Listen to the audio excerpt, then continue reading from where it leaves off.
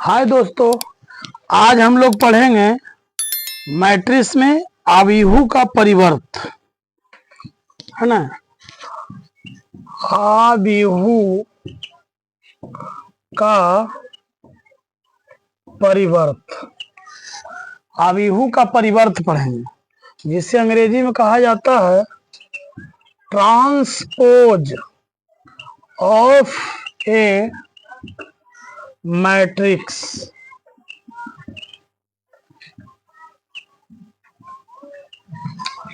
हम लोग तो पहले से जान रहे हैं मैट्रिक्स आव्यूह है। हमारे परिवर्त क्या है, जिसे अंग्रेजी में ट्रांसपोज कहा जाता है। ट्रांसपोज का परिभाषा जान लेते हैं। परिवर्त की परिभाषा क्या है? यदि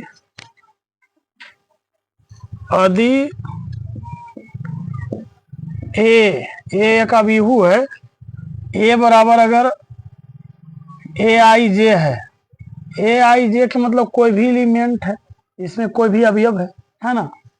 अगर ए आई जे है, इसको जे आई में लिख दिया जाए तो परिवर्त हो जाता है ना।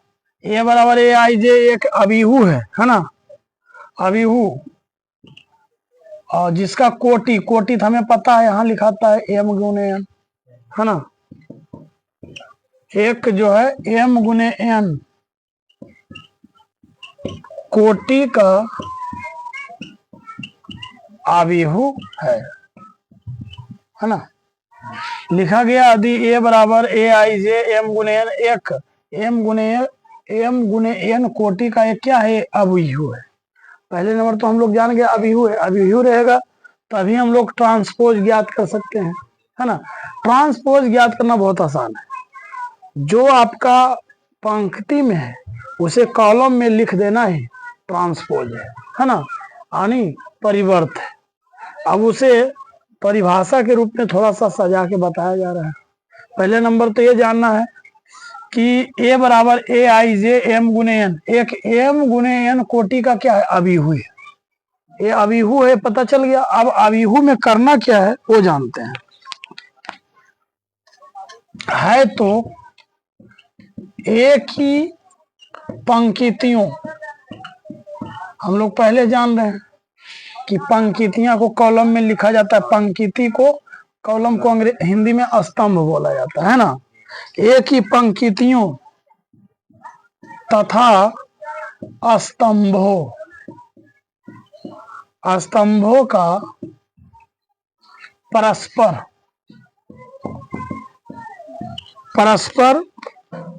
विनिमय, प्राचीन काल में विनिमय के मतलब अदला बदली ना। पंक्ति को कॉलम में ला रहे हैं, कॉलम को पंक्ति में ले जा रहे हैं, यानी पंक्ति को स्तंभ बना रहे हैं और स्तंभ को पंक्ति बना रहे हैं। ये विनिमय ही तो है एक प्रकार का। वही लिखा है कि एक ही पंक्तियों तथा स्तंभों का परस्पर विनिमय, यानी पंक्ति के जगह पर स्तंभ, स्तंभ के जगह पर पंक्ति, परस्पर विनिमय करने से प्राप्त होने वाला आव्यूह ए का परिवर्त यानी transpose, TRAN, transpose, TRAN transpose. यहां पर हम थोड़ा सा गलती कर दिया। ट्रांसपोज कहलाता है, ट्रांसपोज कहलाता है।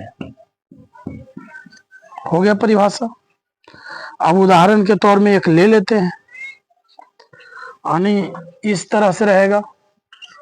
ए बराबर दिया हुआ जो माने हैं ए आई जे, हमें पता है आई क्या दर्शाता है? पंक्ति को, और जे दर्शाता है कॉलम को। और यहाँ एम गुने एन कोटि है। याद रखिए परिवर्त को अंग्रेजी में ट्रांसपोज कहा जाता है, मगर हम लोग बार बार ट्रांसपोज, ए का ट्रांसपोज होता है ए डैश ऐसे, या तो ए पर डैश की जगह टी भी लगा सकते हैं। तो हमेशा हम लोग पढ़ेंगे ए इक्वल टू ए डैश, ए बराबर ए इक्वल टू ए ट्रांसपोज, ऐसे भी बोल सकते हैं। अब बताइए, ए एक अभिहू है, अगर ए डैश या तो ए ट्रांसपोज निकालते हैं, ए डैश बोलो या तो ए ट्रांसपोज बोलो, एक ही बात है। तो क्या हो जाएगा, हमें पता है ई आई पंक्ति है, ये पंक्ति है, ये कॉलम है, यानी ये पंक्ति, ये स्तंभ है, तो इसको उलट देना है, जे को इधर आई को इधर कर देंगे, है ना। और साथ में कोटि भी पलट जाता है, कोटि भी पलट जाता है। क्या है, देखो बाबू, एम दर्शाता है किसको, पंक्ति को, एन दर्शाता है स्तंभ को। जब यहाँ पर पंक्ति स्तंभ पलट गया तो ये कोटि भी तो एम गुने एन पलट जाएगा। यहाँ आई जे था तो हो गया जे आई, तो यहाँ पर भी तो एम गुने एन है, तो हो जाएगा एन गुने एम हो जाएगा। समझ में आया। अब एक आगो उदाहरण लेके दिखाते हैं तो आप मजा आएगा। जैसे ए बराबर मान लो एक हम अभिहू ले लेते हैं अपने मने, ए बी सी डी ऐसे। अगर ए एक अभिहू है, अगर इसका ट्रांसपोज निकालना है, ए डैश लिखो या ए ट्रांसपोज लिखो, एक ही बात है। बस इस पंक्ति को कॉलम बना दीजिए, ए बी ऐसे ऐसे पंक्ति में इसको स्तंभ में कर दो, ए बी ऐसे इसको ऐसे खड़ा दो, ए बी, सी डी ऐसे तो सी डी ऐसे, देखिए हो गया। ए का भी हुआ, ए डैश का भी हुआ, यही ट्रांसपोज। बस पंक्ति को हमें क्या कर देना है, स्तंभ में खड़ा कर देना है। आज देख रहे हैं स्तंभ जो है पंक्ति बन गया, है ना। ये देखो R1 है, R2 है, तो दोनों देखो तो पंक्ति है, मगर यहाँ देखो तो ए बी ऐसे हो गया, सी डी ऐसे हो गया, बन गया कॉलम में कि नहीं बन गया, C1 C2। यहाँ पर क्या है, पंक्ति में है, रो में है ना। ये भी यही देखो कॉलम में है, तो यही तो किए, आई आपका पंक्ति है और जे जो है स्तंभ है, तो इसका पंक्ति जो है स्तंभ बन गया, तो वही तो किए, जे स्तंभ था तो जे पंक्ति बन गया, और आई पंक्ति था तो ये आपका स्तंभ बन गया। समझ में आया। चलिए यहाँ तक आप नोट कीजिए, यहाँ तक का उदाहरण को हम बता चुके हैं, ठीक है। अब हम लोग इसके आगे पता है अभिहू परिवर्त का गुण धर्म थोड़ा सा पढ़ लेते हैं। कुछ गुण धर्म है, ये एनसीईआरटी बुक है, एनसीईआरटी से प्रश्न उदाहरण जो भी है लिख के तो ही बना के बताना पड़ेगा, इसलिए किताब को हाथ में रखना पड़ता है ना, ताकि इसका जो भी प्रश्न है फटाफट हम लिख के बता सकें। और डिजिटल बोर्ड तो नहीं है भाई, जो सब कुछ इसमें लोड है या पीडीएफ है, खोल करके तुरंत बता दें, है ना। हाथ में रखना पड़ता है, फटाफट लिखना है, बताना है। चलिए यहाँ तक नोट कीजिए। इसके आगे हम लोग पढ़ेंगे अब अभिहुओं के परिवर्त के गुण धर्म पढ़ेंगे। अभी हम लोग अभिहू का परिवर्त पढ़े हैं, अब हम लोग पढ़ेंगे अभिहुओं के परिवर्त के गुण धर्म।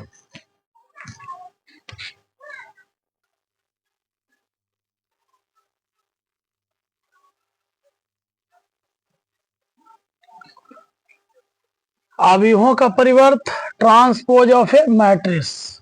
ये है आपका एक अभिहू ले लिया गया, ए आई जे एम गुने एन कोटि का, एक एम गुने एन कोटि का अभिहू है, तो एक ही पंक्तियों तथा स्तंभों का परस्पर विनिमय यानी अदला बदली, यानी पंक्ति को स्तंभ में, स्तंभ को पंक्ति में बना देना ही परिवर्त ट्रांसपोज कहलाता है। विनिमय करने से प्राप्त होने वाला अभिहू ए का परिवर्त कहलाता है। जैसे यहाँ ए इक्वल टू ए आई जे, आई आपका पंक्ति है, जे क्या है, स्तंभ है, एम गुने एन क्या है, कोटि है। जब इसका ट्रांसपोज करेंगे, विनिमय अदला बदली, पंक्ति को स्तंभ में, स्तंभ को पंक्ति में करेंगे, तो आई की जगह जे की जगह आई हो जाएगा, आई भी बदल जाएगा, एम पंक्ति है, एन एम जो है पंक्ति है, एन स्तंभ है। तो जब हम परिवर्त करेंगे तो पंक्ति बन जाएगा स्तंभ, स्तंभ बन जाएगा पंक्ति। तो इसलिए एम गुने एन का भी परिवर्तित कर दिया गया। यहाँ एक उदाहरण के तौर में इजी में मान करके लिए कि मान लो ए बराबर ए बी सी डी क्या है, ए पूरा एक अभिहू है, ये आर आर टू, ये देखा जाए तो क्या है, कॉलम है, C1 C2 है। देखा जाए तो ये जो पंक्ति है, जब हम इसका परिवर्त निकाले हैं तो देखो ये पंक्ति से क्या बन गया, स्तंभ बन गया, स्तंभ बन गया। जो यहाँ पंक्ति में वही चीज यहाँ क्या है, स्तंभ में है। और जो यहाँ स्तंभ में है वो यहाँ देखिए पंक्ति में है ना। हो गया। अब इसके आगे गुण धर्म बताते हैं, ठीक है।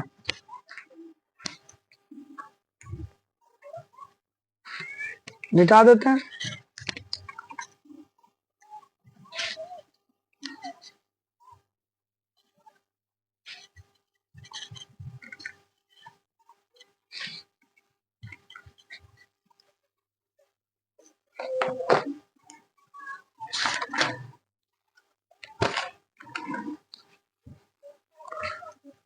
गुण धर्म बनाने से पहले कुछ उदाहरण है उसको बना लेते हैं। जब परिवर्त सीख गए तो कुछ उदाहरण बना लेते हैं, है ना। एक क्वेश्चन है a इक्वल टू 1 2 3 4, ये आपका एक अभिहू है, इसका परिवर्त बनाना है। यानी ए डैश लिखो या ए पर टी लिखो, ए ट्रांसपोज वही होता है। हमें पता है पंक्ति को स्तंभ में लिख देना ही परिवर्त है। तो 1 2 ये पंक्ति है तो इसको हम लोग स्तंभ में लिख देंगे, ये पंक्ति में तो इसको स्तंभ में लिख देंगे, ये आपका बन गया परिवर्त।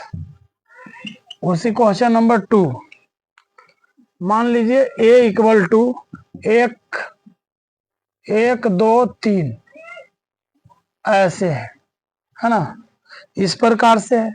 इसका हम लोग बनाना चाहेंगे, a का परिवर्त बनाएंगे तो क्या होगा, पंक्ति को कॉलम में लिख देना ही तो परिवर्त है।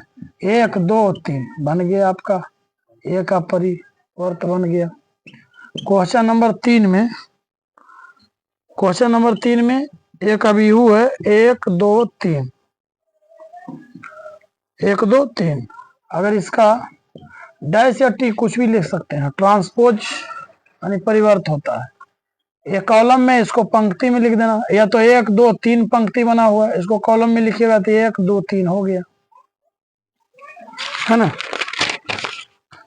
इस तरह से एक या और question number 4 a equal to 1 3 5 2 4 6, ये उदाहरण है। इसका ट्रांसपोज निकालना है।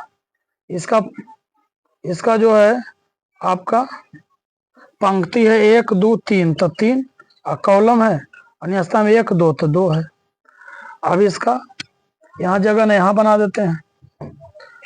अगर ये ट्रांसपोज निकालना है तो क्या करना है, 1 2 3 पंक्ति या तीनों को कॉलम बना देना है, स्तंभ 1 2 इस तरह से इसे लिख देंगे, इसे हम लोग 3 4 ऐसे लिख देंगे, 5 6 को 5 6 ऐसे लिख देंगे। इस तरह से लिखना है, क्या है, ट्रांसपोज है या ये डैश है, बन गया आपका। देख रहे हो, ये था 3 गुने 2 के कोटि में, तो ये बन गया क्या, 1 पंक्ति 2 पंक्ति 2 और स्तंभ 1 2 3, देखिए मिल भी रहा है क्या। बस इस तरह से हम लोग पढ़े। थोड़ा सा गुण धर्म देख लेते हैं यहीं पर, यहाँ पर हम लोग गुण धर्म देख लेते हैं। गुण धर्म, इसमें गुण धर्म क्या है, जो देखो पहला, अगर ए का ट्रांसपोज करोगे नहीं तो रिटर्न होके ए आ जाएगा। अगर मान लो ए का आप ट्रांसपोज कर दिया, ट्रांसपोज करोगे तो आपका यही मिलेगा, है ना। दूसरा गुण धर्म है, अगर ए प्लस बी है ना, तो ए प्लस बी को दोनों को पहले जोड़ लेना है और उसका ट्रांसपोज निकाल देना है। तो ये ट्रांसपोज जो निकालिएगा तो अलग अलग ट्रांसपोज के बराबर आ सकता है, यानी ए का ट्रांसपोज प्लस बी का ट्रांसपोज, ये दोनों बराबर, ए बी के जोड़ के आप ट्रांसपोज निकालिए तो दोनों का ट्रांसपोज अलग अलग निकाल के जोड़िए, सेम होगा। आप टी के जगह डैश भी लगा सकते हैं।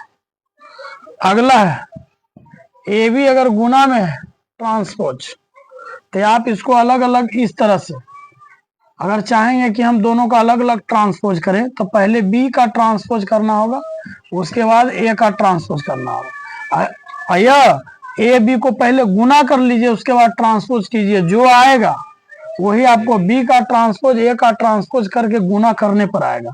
अगर चाहेंगे कि ए का ट्रांसपोज अब बी का ट्रांसपोज करके गुना करें तो बराबर नहीं आएगा, ठीक है। यानी ए बी को गुना करके ट्रांसपोज कीजिए, जो आएगा वो मान, और बी का ट्रांसपोज ए का ट्रांसपोज अलग करके गुना कीजिए, वो दोनों बराबर LHS और RHS हो सकता है।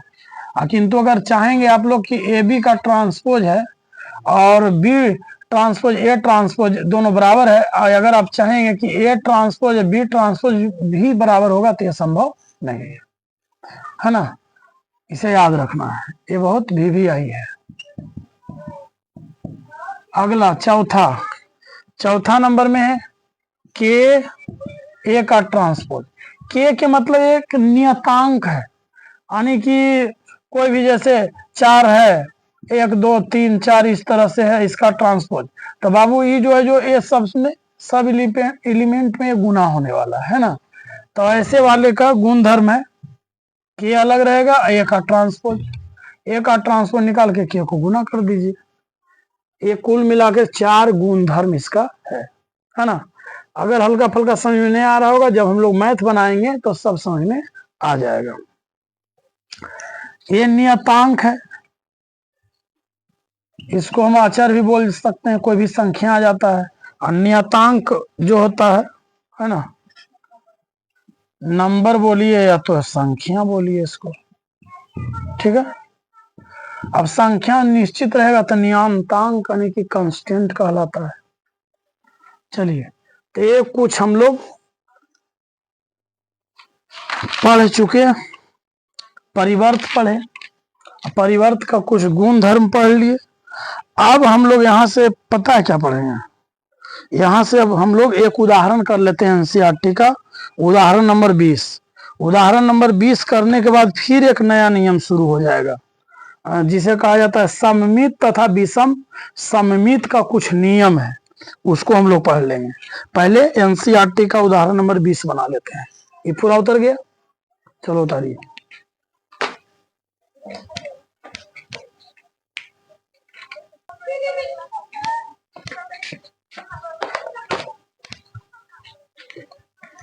चलो अब NCERT गणित का उदाहरण नंबर 20 में ये अधिकांश गुणधर्म हम लोग प्रयोग करेंगे, जो सिद्ध हो जाएगा ए ट्रांसपोज का ट्रांसपोज ए होता है, जो कि हम लोग बना के देखें। पहले हम लोग क्वेश्चन लिख लेते हैं।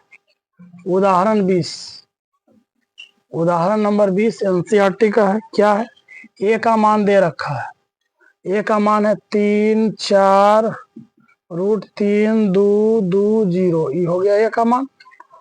और आपका बी का मान दे रखा है b = 2 1 -1 2 2 4, इतना। तो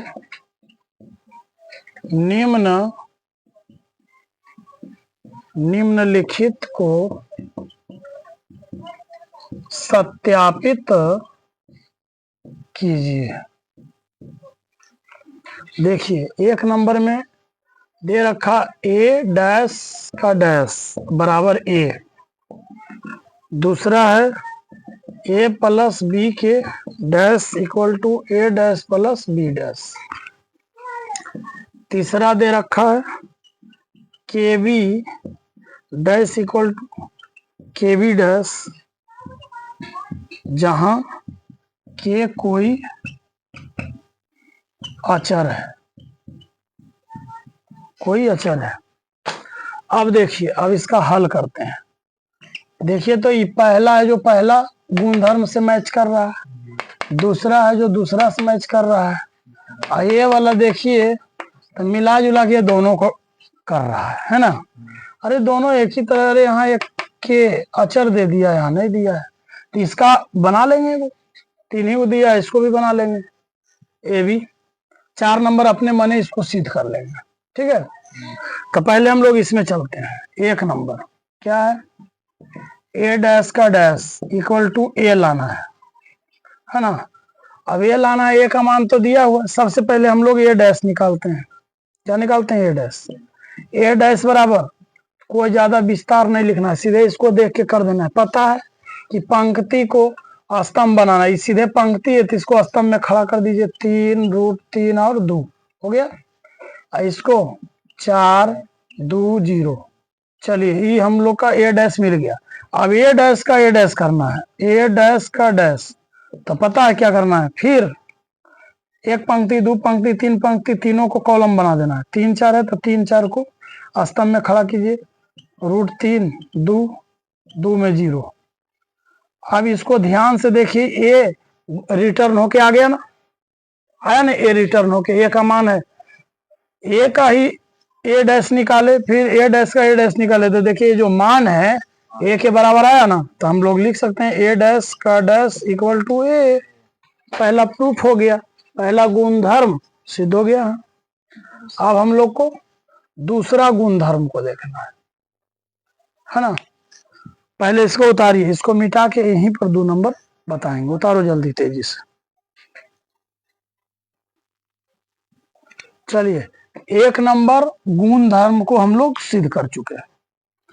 अब यहीं पर हम लोग क्या करेंगे, 2 नंबर में क्या दे रखा है, ए प्लस बी के डैश जो है ए डैश प्लस बी डैश के बराबर है।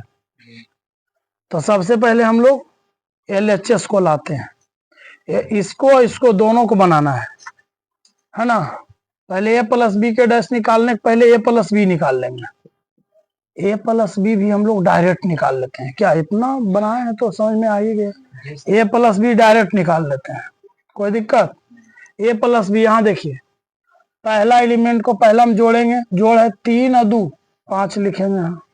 बीच वाले को बीच वाले से √3 और -1 जोड़ेंगे तो प्लस माइनस माइनस तो यहाँ हो जाएगा √3 और -1 हो जाएगा, और 2 2 जोड़ेंगे तो 4 हो जाएगा। 4 और 1 5 हो जाएगा, 2 2 4 हो जाएगा, और 0 4 ए आ गया आपका, ए प्लस बी आ गया।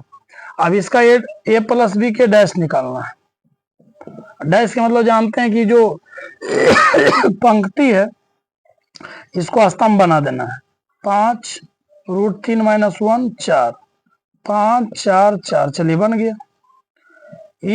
ये मान जो है, जो हम देख रहे हैं कि ये निकल चुका है, अब इसको लाना है। अब इससे बनाएंगे ना, इसे जब बनाएंगे जोड़ेंगे तो इतना आना चाहिए, तब दोनों बराबर होगा ना। तो सबसे पहले इसमें क्या करेंगे, ए पी को डायरेक्ट जोड़ लिए थे, ए डैश बी डैश है, पहले ए डैश बी डैश निकाल के जोड़ना है, तो डायरेक्ट ही करते हैं इसको भी। ये काम हो रहा है कहाँ से, ये हुआ आपका LHS। ये क्या बना, LHS बना। जहां लिखना लिखिए, यहाँ ही लिख देते हैं LHS। अब हमें क्या बनाना है, RHS। RHS में A dash plus B dash equal to A dash direct निकाल लेते हैं।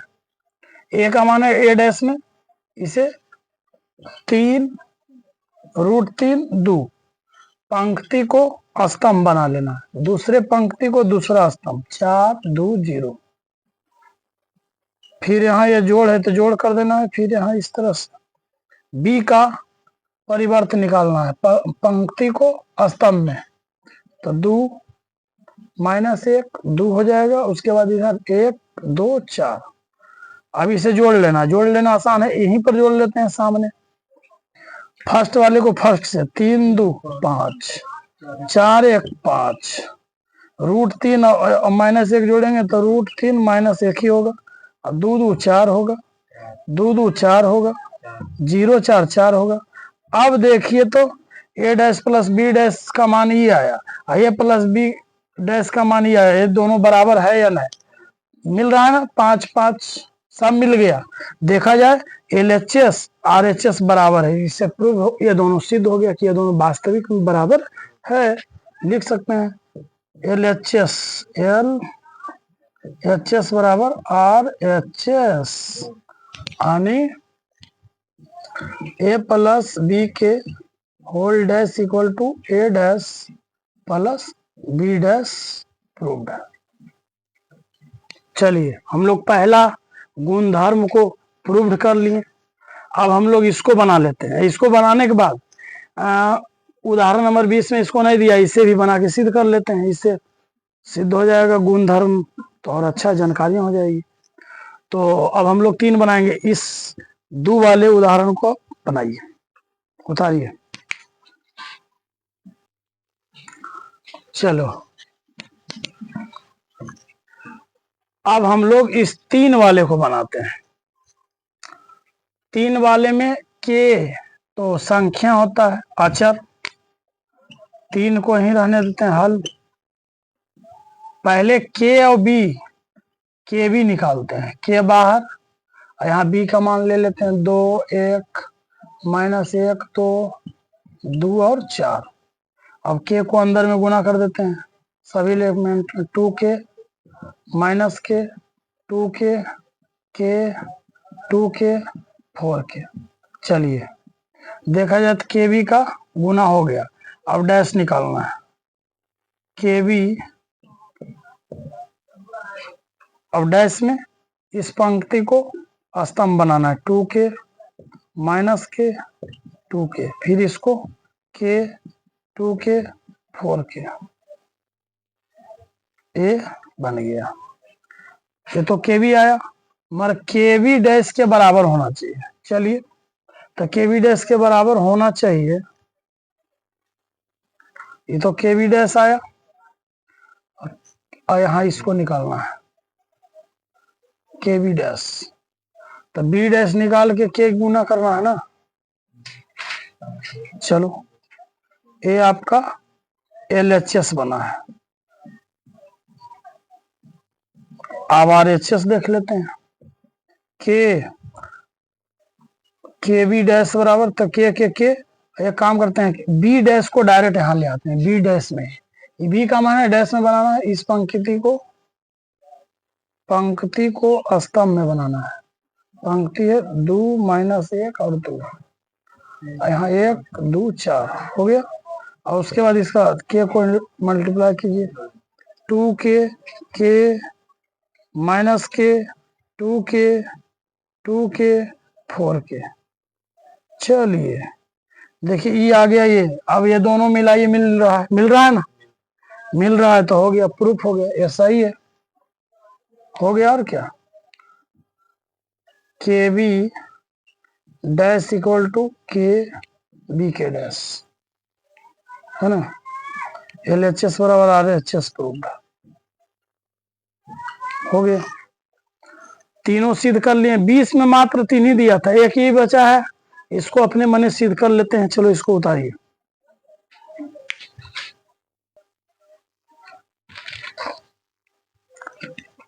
अब हम लोग तीनों को बना लिए। उदाहरण 20 पूरा क्लियर। गुणधर्म में 1 2 और चौथा फॉर्मूला सिद्ध हो चुका है। अब तीसरा बचा है। तीसरा को भी हम इस पर जांच कर लेते हैं।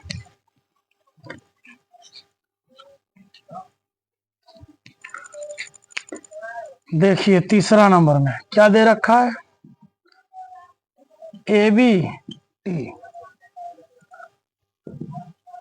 B T A. देखो इस प्रकार से सबसे पहले हम लोग LHS बनाते हैं। LHS से, LHS क्या है, सबसे पहले हम लोग ए बी निकालेंगे। ए बी जब निकाल लेंगे है ना, ए बी निकालेंगे, उसके बाद ए बी डैश निकालेंगे। ए बी का मतलब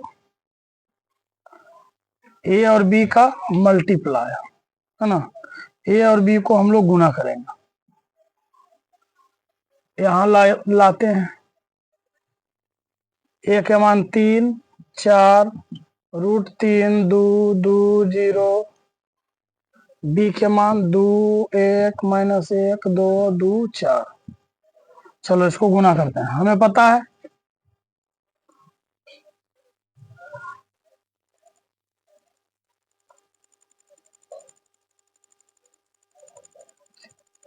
ए बी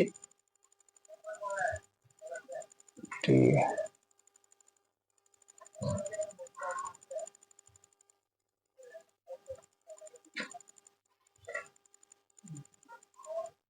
मगर ये गुना करना संभव ना है। क्यों? और कोई उदाहरण में वर्ग वाला चाहिए इसमें। क्यों? क्योंकि इसका पंक्ति है, इसका कॉलम बराबर रहेगा तभी गुना होगा। ये दो पंक्ति में था, कोई दिक्कत नहीं था, इसका कॉलम बराबर होना चाहिए। और तो 3 को गुना करेंगे 2 से, ठीक है। √3 को गुना करेंगे 1 से, 2 किससे गुना करेंगे। ये उदाहरण इसमें सेट नहीं होगा, ठीक है। अलग उदाहरण लेके इसको बनाना पड़ेगा। चलो ठीक है, आगे मैथ मिलेगा वहां इसको प्रूफ कर लेंगे। अब देखो बाबू, इसके बाद हम लोग क्या पढ़ेंगे जो जान लेते हैं। उदाहरण नंबर 20 हो गया। 20 के बाद एनसीईआरटी में उदाहरण नंबर 21 कहाँ है? 20। चलिए एनसीईआरटी का उदाहरण नंबर 21 भी बना लेते हैं और सब मिटा देते हैं। इसको प्रूफ करेंगे, जरूर करेंगे। अब 21 बनाने के बाद वैसा उदाहरण आ जाएगा तो वहां प्रूफ हो जाएगा। जब गुण धर्म मिल गया है तो आगे चल करके प्रूफ होगा, कहीं ना कहीं वैसा उदाहरण जरूर मिलेगा। जब उदाहरण मिलेगा तो उसे सिद्ध कर लिया जाएगा। उदाहरण नंबर 21 लिख रखा है, यदि A equal to -2 4 5, B equal to 1 3 -6 है तो सत्यापित कीजिए A B dash equal to B dash A dash है, ठीक है। और इसको हम लोग हल करेंगे, ठीक। देख बाबू, निकालना क्या है, देखो देखो देखो, उसी चीज को लगता है दे दिया, नहीं दे दिया, वही चीज है ना। ए बी डैश और बी डैश ए डैश लाना है। देखो कहे ना कहीं मिल ही जाएगा, और वही चीज है। सबसे पहले क्या करना है, ए बी निकालना है ना। एनसीईआरटी में क्या निकालना है, ए बी निकालना है। ए दिया है, बी दिया है, हमें पहले ए बी निकालना है। A B dash B dash A dash है तो LHS से जब चलेंगे तो हमें सबसे पहले ए बी निकालना है। ए बी वाला में ए का मान लिखेंगे -2 4 5, और यहाँ पर हो जाएगा बी का मान 1 1 3 6। अब मिलाइए, है ना। इस पंक्ति को कॉलम में गुना करना है, हो जाएगा, ये गुना हो जाएगा। एक पंक्ति में एक ही एलिमेंट है, एक स्तंभ में एक ही एलिमेंट है, तो 2 गुना होगा 1 में, 2 गुना होगा 1 में, तो 2 एकम 2, इस 2 को गुना करेंगे 3 में तो 3 दूनी 6 -6, अब माइनस माइनस प्लस 6 दूनी 12। अब 4 को लाइए, 4 एकम 4 4 तिया 12 4 छका -24, 5 एकम 5 पंतिया 15 5 छका -30। ये हो गया गुना। अब क्या करना है, ए बी का ये मान आ गया। अब ए बी डैश कर देना है। A B dash equal dash करने में पंक्ति को स्तंभ में खड़ा कर देना, -2 4 5, ये हो गया। अब इसमें आएंगे 4 12 -24, 5 15 -30 हो गया। ये देखा जाए तो हम लोग ए बी डैश लाएं। अब इसको लाना है, इसको लाना है तो बी डैश ए डैश दोनों, ये LHS हो गया। अब RHS में, RHS हम लोग डायरेक्ट निकालेंगे। RHS बी डैश है ना, तो बी डैश को डायरेक्ट निकाल लेना है। B dash A dash equal, B का मान ही है और डैश में लाओगे तो पंक्ति को स्तंभ में खड़ा कर देना। 1 3 -6 समझिए बी डैश हो गया। अब ए डैश करना है। यहाँ देखो ये क्या है आपका, ये आपका स्तंभ में खड़ा है, इसको पंक्ति में कर दीजिए। -2 4 5 हो गया। अब इसको गुना कीजिए। 1 दूना 2, 1 चौके 4, 1 पचे 5, 3 दूना -6, 3 चौक 12, 3 पचे 15, minus minus plus, minus minus हो गया प्लस हो गया, छोड़ दूनी 12, प्लस नहीं लिखना है ना। उसके बाद क्या करना है जो देख लेते हैं। 6 चौका 24 और 6 पचे 30 -30 हो गया। रुक जाना, थोड़ा सा कुछ गड़बड़ हो गया। ई ठीक है, -2 है, 4 है, 5 है, ठीक मैच कर गया। इसमें गड़बड़ा रहा है 12 15 12 15 4 है, यहाँ -6 जांच करेंगे फिर से। और नीचे वाला देखो ये भी गड़बड़ा गया। देखा जाए तो ये दोनों गड़बड़ा रहा है, ये दोनों। फिर से मिला लेते हैं इसको, कहाँ गड़बड़ाया।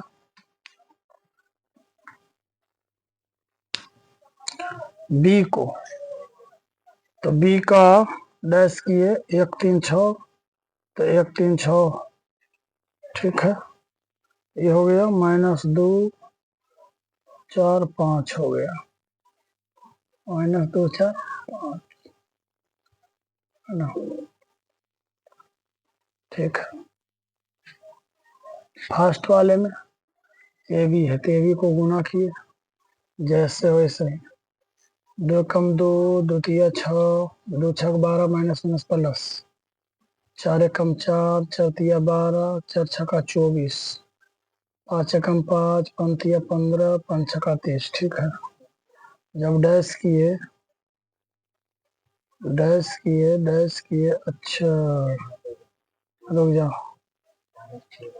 देखो कहाँ गलतियां हुआ है। ये जो पंक्ति है, तो जब बनेगा स्तंभ तो -2 आएगा तो -6 आएगा, तो पता नहीं है ना। -2 है, यहाँ -6 हो जाएगा, ये 12 हो जाएगा। इसमें आएंगे तो यहाँ 4, यहाँ 12, यहाँ -24। इसमें आएंगे तो यहाँ 5 15 -30। अब मैच कर गया दोनों, प्रूफ हो गया। जिसको हम लोग वहां कर रहे थे, वहां उदाहरण इसके लायक है ही नहीं था, यहाँ देखो प्रूफ हो गया। ये आ गया RHS,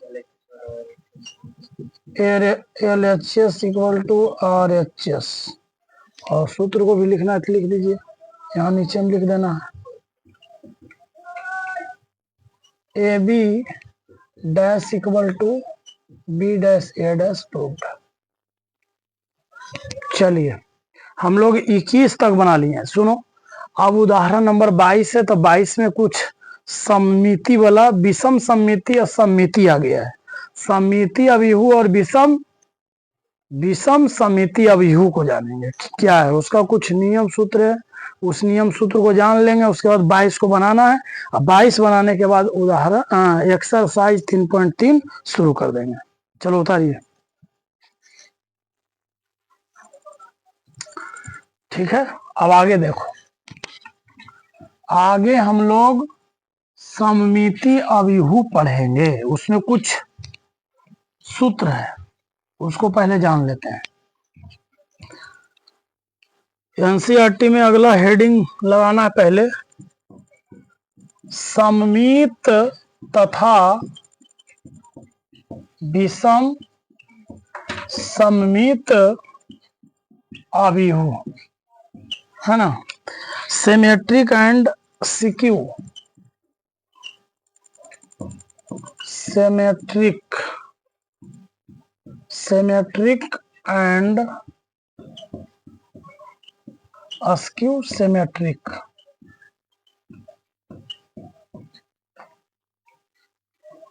symmetric and skew symmetric matrix हो जाएगा, मैट्रिक्स। ये तो एनसीईआरटी में दे रखा है। अब हमें जानना है कि सममित क्या है, विषम सममित क्या है। पहले मौखिक रूप से समझ लीजिए। मान लो ए कोई अभिहु है।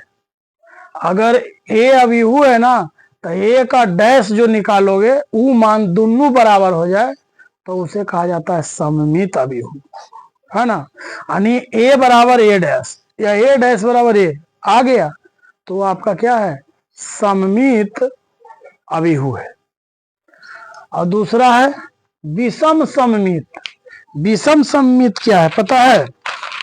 विषम सममित में यानी ए डैश का मान जो है, ए डैश का मान माइनस ए के बराबर आ जाए। माइनस ए बराबर ए डैश है तो आपका वो विषम सममित है। और अगर ए बराबर ए डैश आ जाए, ए का ए अभिहु है और उसका अगर ए डैश निकालो दोनों का मान बराबर तो सममित अभिहु। और जब माइनस ए का ए डैश निकालो और दोनों मान बराबर आ जाए तो वो कहलाता है विषम सममित, विषम सममित अभिहु। ठीक है। और दोनों के एक साथ बनाने के बारी आ जाए तो दोनों का एक फॉर्मूला है जो अभी तुरंत हम लोग जानेंगे। सबसे पहले सममित और विषम सममित को जो अभी हम मौखिक बोले उसको लिखित में जान लीजिए, है ना। तो सबसे पहले हम लोग जानेंगे सममित अभिहु। सममित अभिहु, सममित अभिहु है क्या? Symmetric matrix.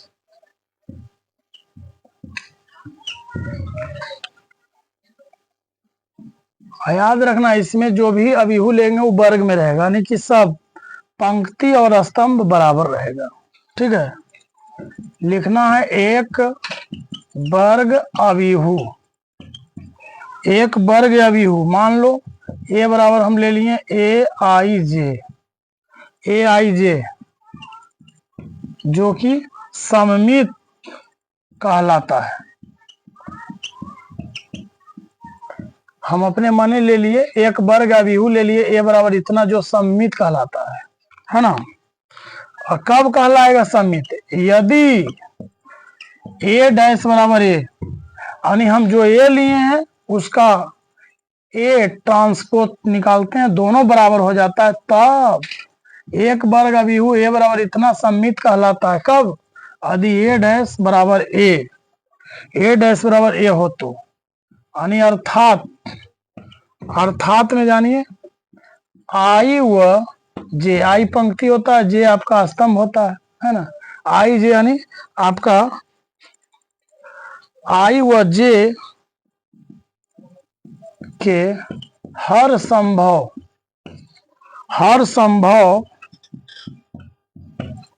मानों के लिए, हर संभव मानों के लिए यानी आपका ए आई जे बराबर ए जे आई, वही बात जो मौखिक बोले हुए। यानी ए का ए डैश निकालोगे दोनों बराबर है तो समझिए वो सममित अभिहु है। बस जैसे एक उदाहरण में ले लेते हैं,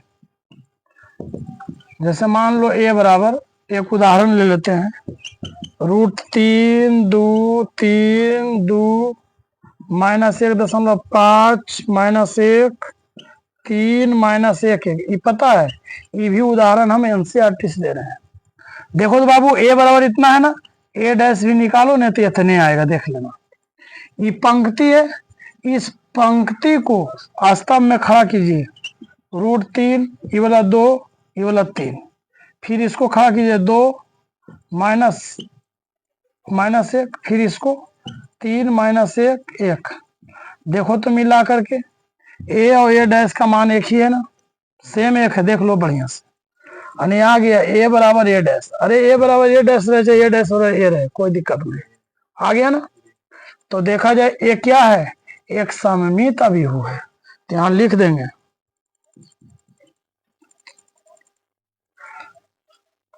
ई वाला जो मान है ऐसे लिख देना, ए बराबर √3 -1.5 -1 3 -1 1। ये क्या है? एक सममित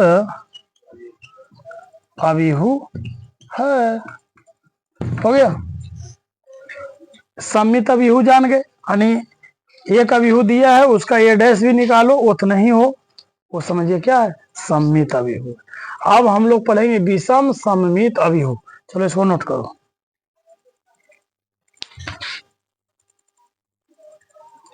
चलिए हम लोग सममित अभिहु समझ गए, अब सममित अभिहु के बाद समझेंगे विषम सममित अभिहु।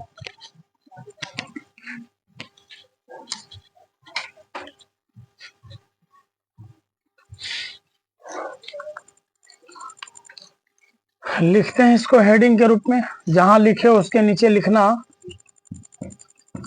विषम सममित अभिहु, है ना, जिसको अंग्रेजी में स्क्यू सिमेट्रिक मैट्रिक्स कहा जाता है। इसका तो ही है, ए डैश जो है -1 के बराबर आएगा, यानी जो ए का मान है उसमें माइनस गुना करके जो मान रहेगा वो ए डैश के बराबर रहेगा। ठीक है, चलिए यहां लिखेंगे विषम सममित अभिहु में एक वर्ग अभिहु, एक वर्ग अभिहु ए बराबर मान लो उसी तरह से ए आई जे है, जो क्या है? विषम सममित अभिहु है। हाँ, एक वर्ग अभिहु ए बराबर इतना विषम सममित अभिहु है। कब होगा अभिहु? जो यहां से लिखेंगे, यदि जो ए का मान है ए डैश करने पर -a, यानी ये तो ए का मान है ही है, इसका ए डैश निकालेंगे और ए में माइनस से गुना करेंगे, दोनों मान बराबर आ जाए, वो विषम सममित अभिहु है ना। इतना अर्थात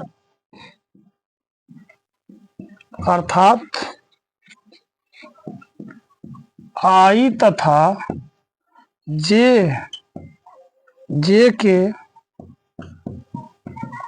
हर संभव मानों के लिए ए जे आई का मतलब ए डैश है। अब यहाँ ए है आई जे, तो ए डैश में ना जे आई होता है ना।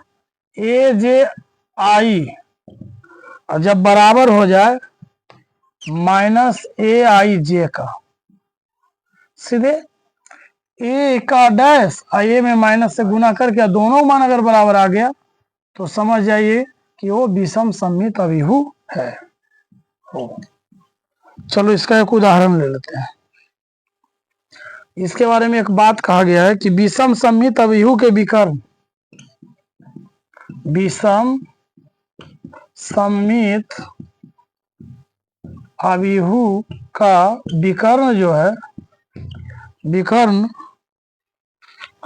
विकर्ण के सभी अवयव जो है शून्य होते हैं, शून्य होते। विषम सममित अभिहु का विकर्ण के सभी अवयव क्या होता है? शून्य होता है। जैसे कि उदाहरण के तौर पर ले लेते हैं, अभिहु b = 0 -e -f e 0 -c f g o।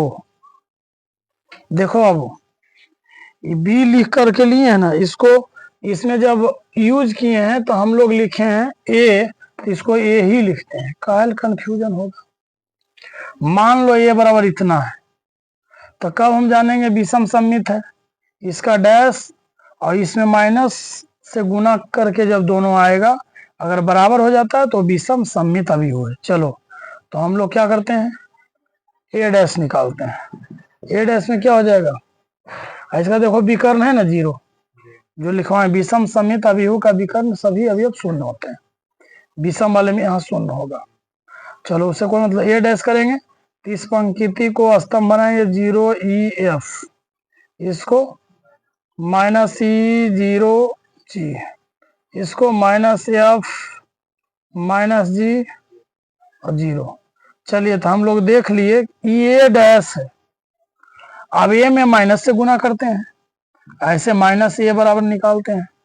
तो माइनस ए के मतलब क्या, दिमाग में डायरेक्ट गुना कर दो ना माइनस को, ये क्या दो बार लिखने की जरूरत क्या है, बताओ। यहाँ से माइनस गुना करेंगे 0 तो 0 तो माइनस प्लस तो होता ही नहीं, 0 रह जाएगा।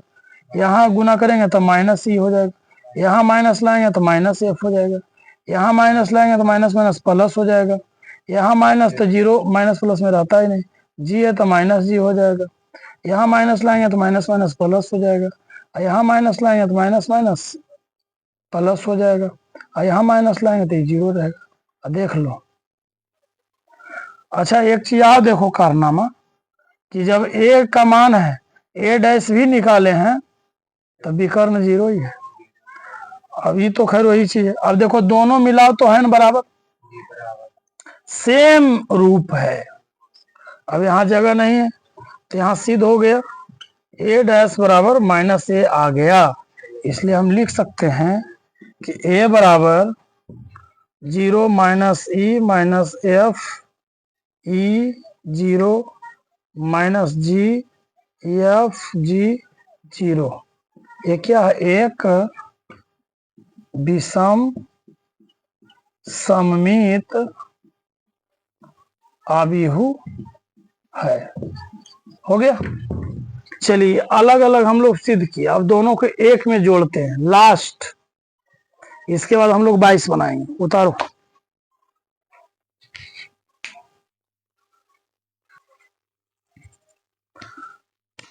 चलिए अब आगे देखिए, अब लास्ट है, इसके बाद हम लोग 22 में चलेंगे। सममित विषम सममित समझ गए। अब एनसीईआरटी में एक रूल और है, लिख रखा है, सममित तथा विषम सममित, सममित तथा विषम सममित अवयवों के कुछ गुणधर्मों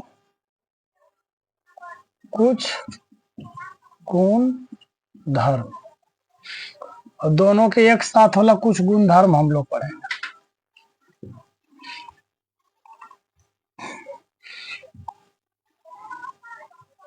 क्या गुणधर्म है, जो देखो गुणधर्म दिया है कि किसी वर्ग अवयवु को एक सममित तथा एक विषम सममित अवयवों के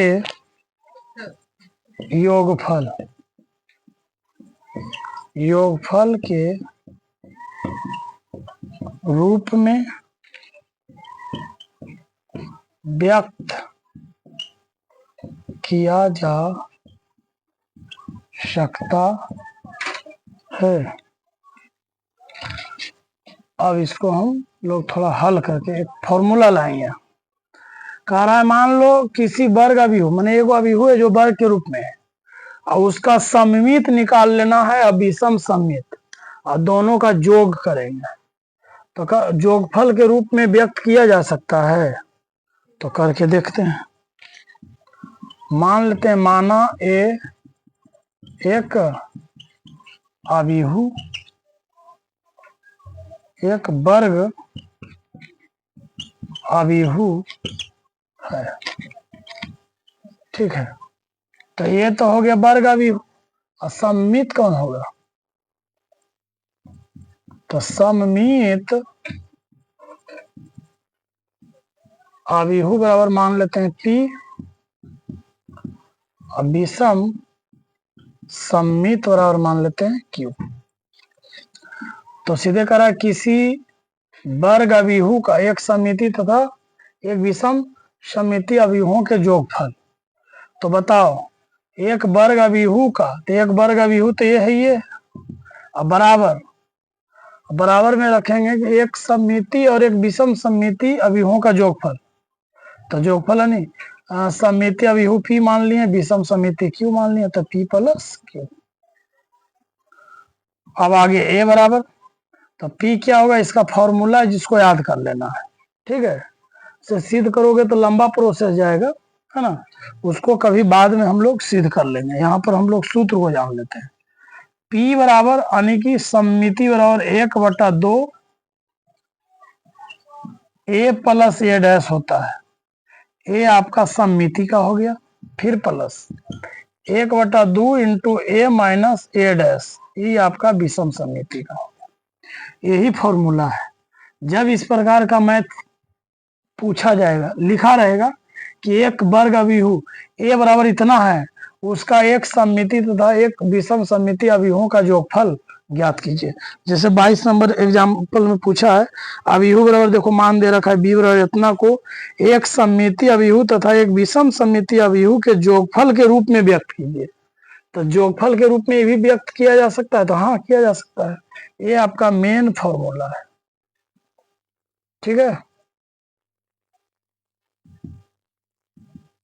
एक वर्ग अभिहू को सममिति तथा एक विषम सममिति अभिहुओं के जोगफल के रूप में, तो हम पता है कि जो अभिहू है उसी का सममिति और उसी का विषम सममिति का जोगफल करेंगे, तो इस व्यक्त कर रहे हैं, इसी को हमने सममिति या विषम सममिति में कन्वर्ट करके जोगफल किए हैं।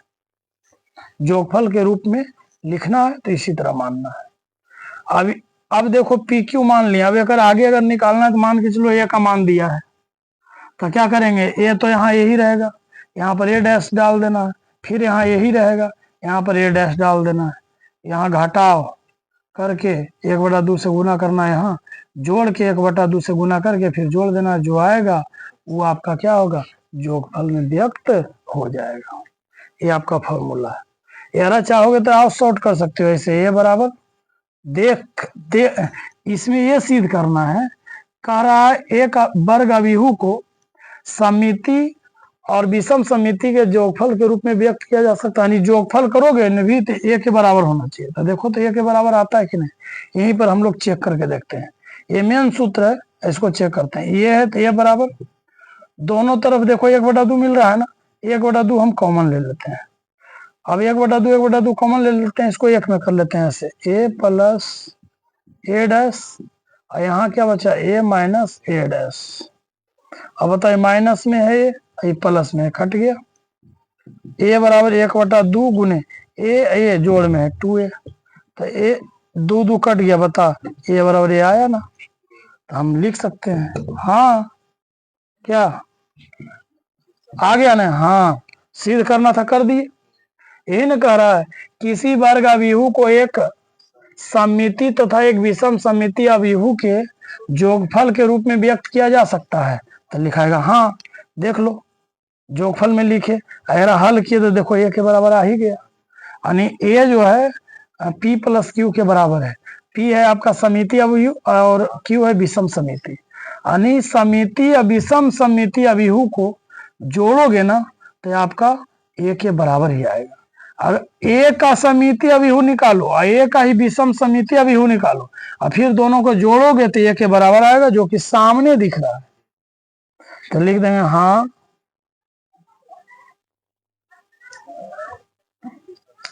हाँ किसी वर्ग अभिहू को एक सममित तथा एक विषम सममित अवयवों के योगफल में व्यक्त किया जा सकता है। देखो योगफल में लाए हैं और इसको आगे बढ़ाएं तो देखो ये आ ही गया। लेकिन यहाँ किसी वर्ग अवयव को एक सममिति तथा एक विषम सममिति अवयवों के योगफल के रूप में व्यक्त किया जा सकता है। योगफल में है और जोड़े थे के बराबर आ ही गया। चलो अब इसको उतारिए। अब लास्ट हो गया। अब क्या करना है, 22 नंबर जो है इसी पर आधारित मैथ है। यानी यहाँ जो लिखा ए एक वर्ग अवयव है तो ए एक वर्ग अवयव देल है और उसका क्या करना है, सममिति निकालना है और विषम सममिति निकालना है, फिर उसको जोड़ना है और जोड़े के बाद ए के बराबर लाना है तो हो जाएगा प्रूफ। ठीक है, उतारो इसको। चलिए अब उदाहरण नंबर हम लोग 22 देखते हैं।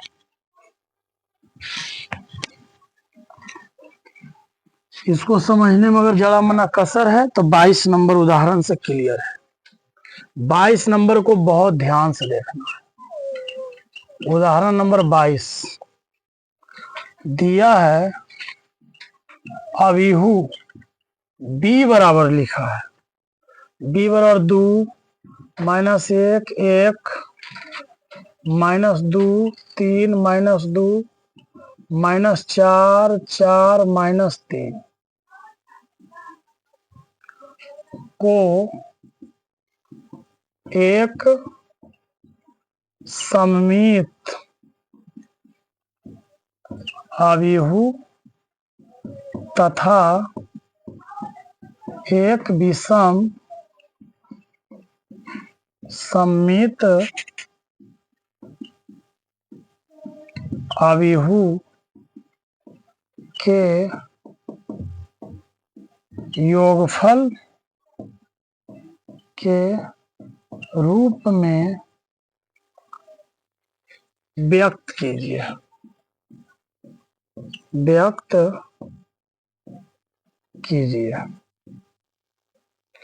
चलिए अब हम लोग हल करेंगे। देख बबुआ,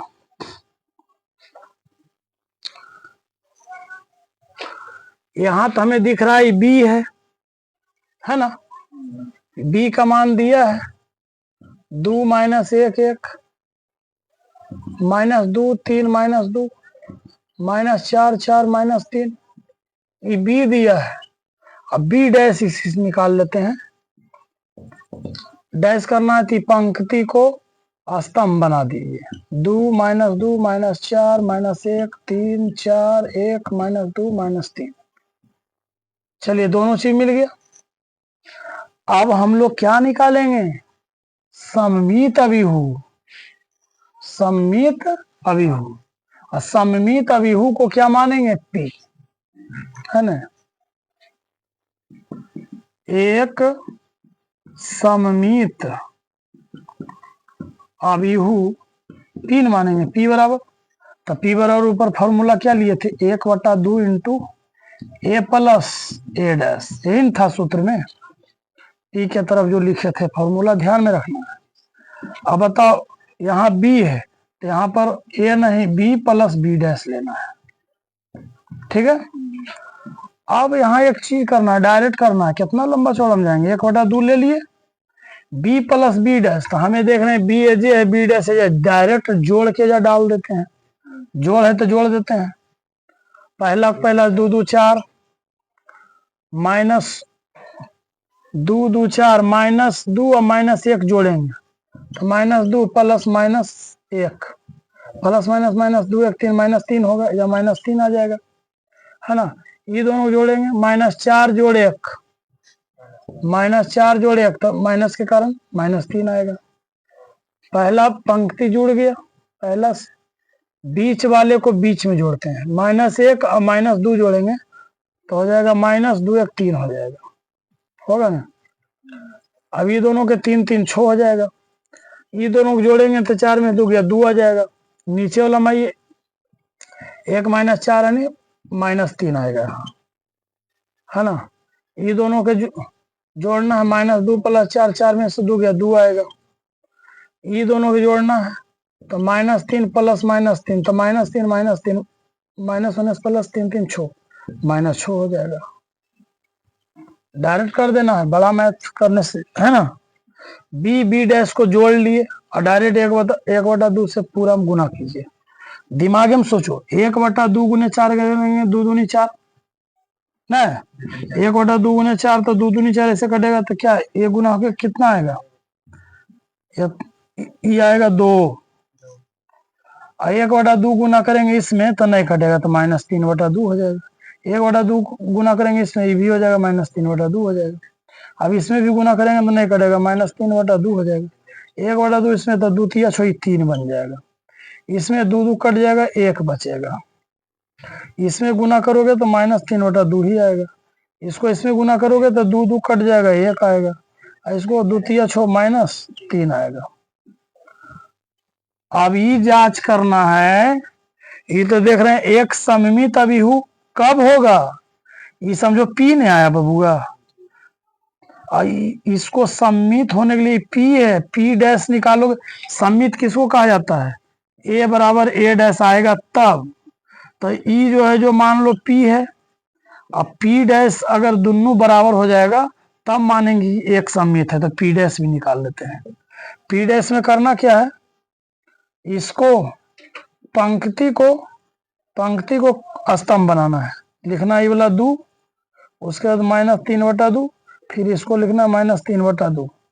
इसमें आइए -3/2, यहाँ 3 यहाँ 1, फिर इसमें आइए -3/2, फिर इसको 1 -3। अब देखो तो P और P डैश दोनों बराबर हो ही गया, तो इससे सिद्ध होता है कि P डैश जो है P के बराबर आ गया, नहीं आ गया तो यहाँ पर लिख देंगे यह एक सम्मित अभिहु है।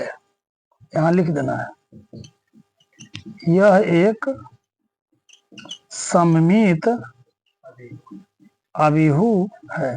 काहे, जब हम लोग जानते हैं कि सम्मित अभिहु और एक विषम अभिहु दोनों के जोगफल के रूप में हमको B को लिख रहे हैं, तो दोनों के जोड़ के B आएगा तभी ना जोगफल के रूप में कहलाएगा। समझ में आया। अब 4 को कहे ना जोगफल के रूप में लिखो तो 1 जोड़ 3 भी लिख सकते हैं, 2 जोड़ 2 भी लिख सकते हैं, 3 जोड़ 1 भी लिख सकते हैं, 0 जोड़ 4 भी लिख सकते हैं, 4 जोड़ 0 भी लिख सकते हैं कि नहीं, मगर जोड़ के वही आ रहा है ना। तो वही जोगफल के रूप के मतलब हुआ कि सम्मिति अभिहु और विषम समिति दोनों जोड़ में रहे, मगर जोड़ला पर भी आना चाहिए।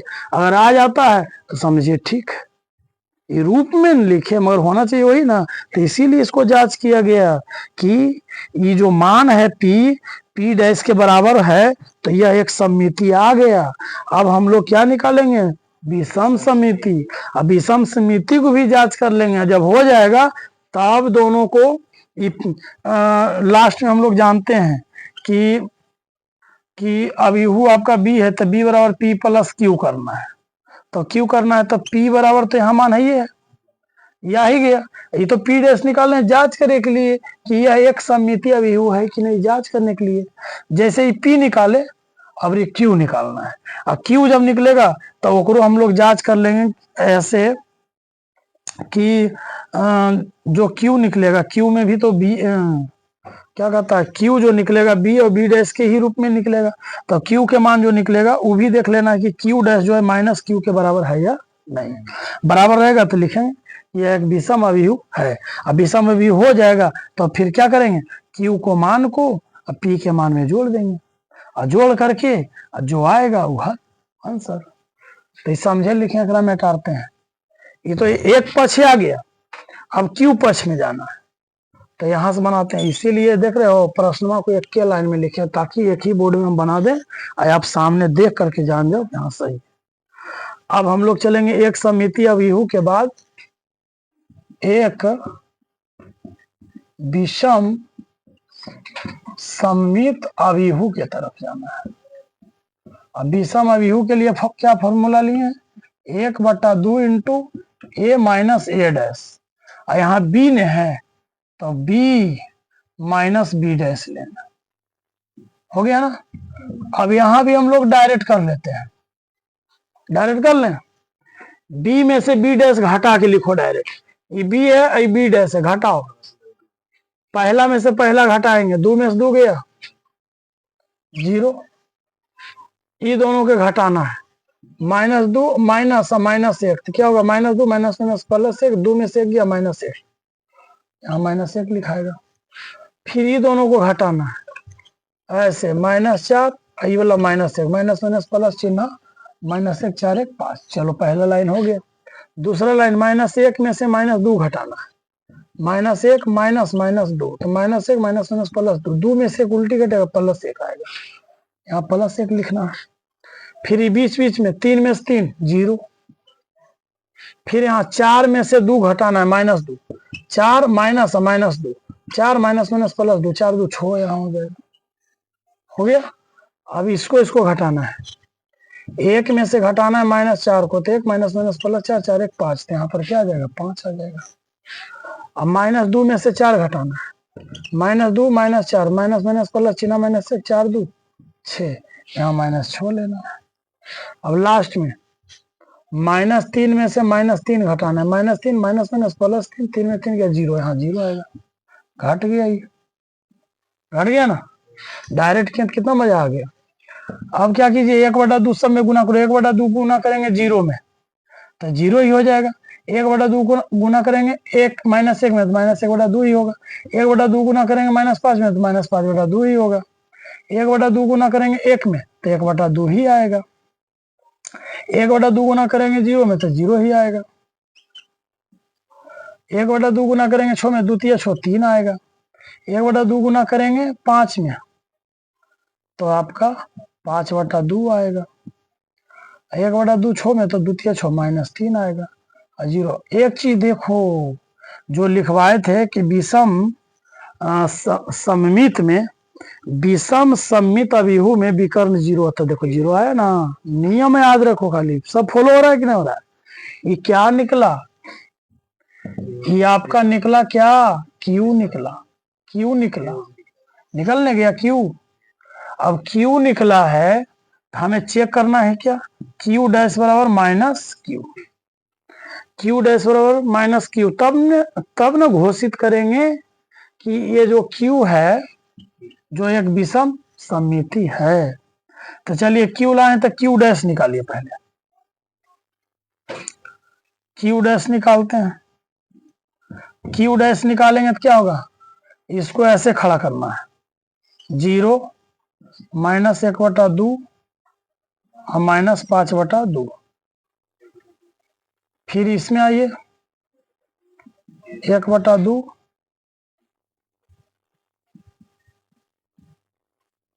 1/2, यहाँ 0 और यहाँ 3 हो जाएगा, फिर इसमें आइए 5/2 -3 0, ये आ गया आपका क्यू डैश, और क्यू डैश को माइनस क्यू के बराबर ना, तो माइनस क्यू लाइए। अब जो क्यू का मान है सब में माइनस लगाओ, माइनस यहाँ तो 0 हो गया, माइनस माइनस प्लस 1/2, माइनस लगाएंगे प्लस 5/2, माइनस लगाएंगे -1/2, माइनस लगाएंगे 0 -3, यहाँ माइनस लगाएंगे तो -5/2, माइनस लगाएंगे माइनस माइनस प्लस, माइनस लगाएंगे 0। अब ताक के देखो ये कौन कौन, ये दोनों ना, ये दोनों बराबर है कि नहीं, है बराबर, देखो सेम सेम सेम। अब यहाँ हम लिख सकते हैं यह एक विषम सममित अभिहु है। ए बबुआ, अभी तो हम लोग सममित अभिहु लाए हैं, अब विषम सममित लाए हैं। अब लास्ट फाइनल, यहां से यहां तक, यहां से यहां तक, अब एक नीचे, अब लास्ट फाइनल करना क्या है, बी बराबर P + Q, बी बराबर पी प्लस क्यू के मतलब समझ रहे हो?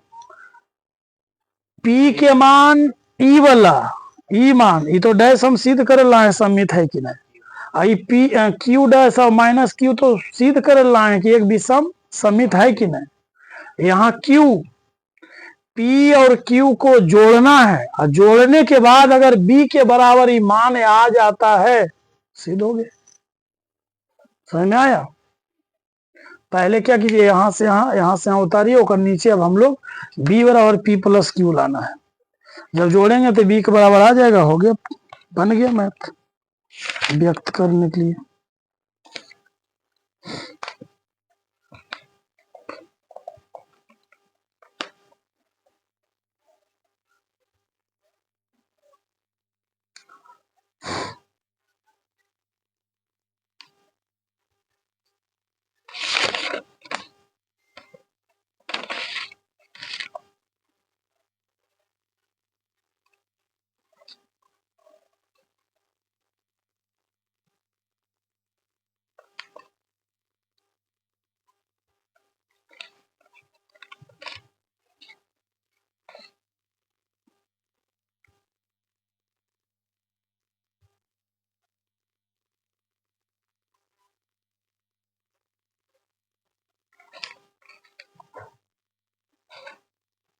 चलो इसको उतारो।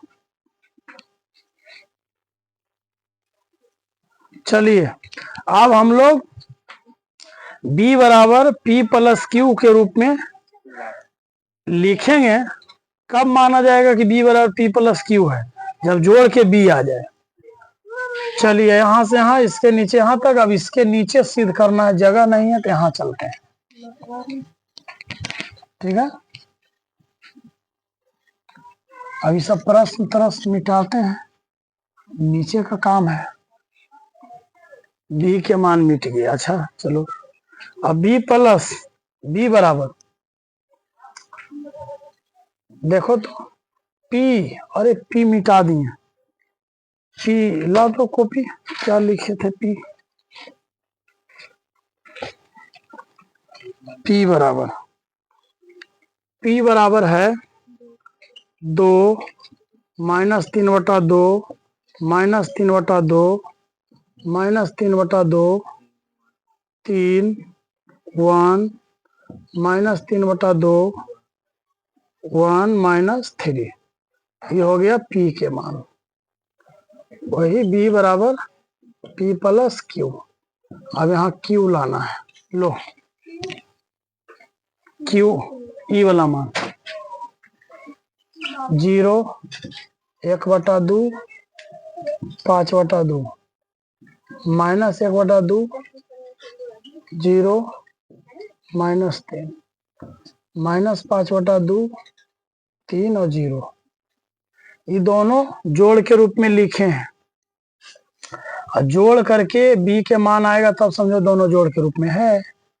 चलिए जोड़ में है तो जोड़िए, 2 0 2 ही होगा। ये दोनों को जोड़ना है, -3/2 प्लस -1/2, 2 2 के 2 ही होगा, तो -3 -1 माइनस माइनस प्लस चिन्ह -1 3 1 4/2, 2 दूनी 4 कितना है -2 आया, यहाँ -2 हो जाएगा।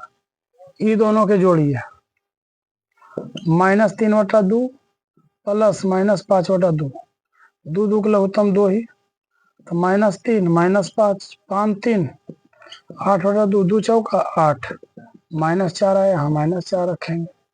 अब इसको जोड़िए, -3/2 प्लस 1/2, 2 2 के 2 ये, -3 प्लस 1, 3 में से गया -2/2 में 2, एक बार में -1, यहाँ -1 हो जाएगा। 3 और 0 जोड़िए 3 ही होगा, 1 और 3 4 हो जाएगा। इसको जोड़िए, -3/2 5/2, तो -3 प्लस 5/2, 5 में से 3 उल्टी हटेगा तो माइनस उड़ जाएगा, 2/2, 2 2 कट गया, 1 आया। ये दोनों जोड़े हैं, 1 हो गया। 1 और इसको जोड़ना है, 1 प्लस -3, तो 1 -3 3 में से 1 गया, -2, यहाँ -2 हो जाएगा। इसको जोड़ेंगे तो -3 के 3 है, अब देखो तो ये बी के मान के बराबर है कि नहीं, प्रश्न में ही मिला लेते हैं। 2 minus 1 1 minus 2 3 minus 2 minus 4 4 minus 3, जो कि प्रश्न में बी के मान है, ये बी आ गया। यानी पी और क्यू को जोड़े तो बी के बराबर आ गया, लिख सकते हो। अब लिख देना यहाँ क्या कह रहा था प्रश्न में, इतना को एक सममित अभिहु तथा एक विषम सममिति अभिहु के जोगफल के रूप में व्यक्त कीजिए। तो यहाँ पर लिख देना लास्ट में, अतः अभिहु बी एक सममित और एक विषम सममित अभिहुओं के योगफल के रूप में व्यक्त किया गया। हो गया। आज का क्लास यहीं एंड करते हैं। अब कल शुरू करेंगे 3.3 एक्सरसाइज 3.3। आज टोटल नियम थ्योरी सब कुछ पढ़ लिया। ठीक है, चलो लो, क्लियर हुआ। चलिए बाय, धन्यवाद।